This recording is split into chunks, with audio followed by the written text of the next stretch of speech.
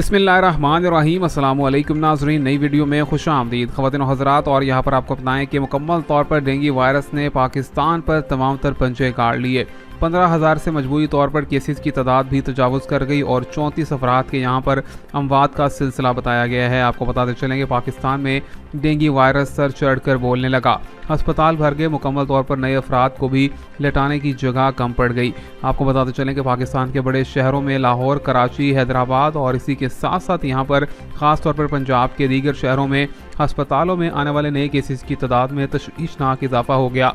आपको बताएं कि यहाँ पर मुकम्मल तौर पर हिफाजती इक़दाम के हवाले से भी तलकीन की जाती रही है और ये भी बताया गया है कि पब्लिक से गुजारिशात की जा रही हैं कि ख़ास तौर पर शाम के औकात में घरों से बाहर मत निकलें और ख़ास तौर पर पौधों वाली जगहों के करीब मत जाएं। और यहाँ पर यह भी बताया गया है कि खुले मुकामात पर पानी को खुला भी मत छोड़ें। ख़वातीन और हज़रात, आपको बताते चलें कि यह बताया गया है कि एंटी मॉस्किटो स्प्रे करने की बुनियाद पर यहाँ पर तमाम तर केसेस की तादाद में कमी भी देखी गई है।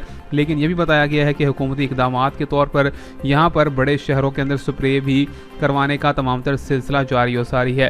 ख़वातीन और हज़रात, यहाँ पर आपको बताएं कि अगर तादाद यूं ही इजाफी तौर पर बढ़ती रही तो डेंगू वायरस भी बहुत ही ज़्यादा जानलेवा साबित हो सकता है और ख़तरनाक भी हो सकता है, जिसके अंदर बताया गया है कि मर्द और ख़वातीन की तादाद के साथ साथ बच्चे और बूढ़े भी शामिल हैं। ख़वातीन और हज़रात, आपको बताएं कि पब्लिक पार्क्स में शाम के औकात में जाने से गुरेज करें ताकि आप भी महफूज रह सकें और अपने फैमिली और रिश्तेदारों को भी बचा सकें। मिलेंगे आपसे नई अपडेट में, तब तक के लिए अल्लाह हाफ़िज़।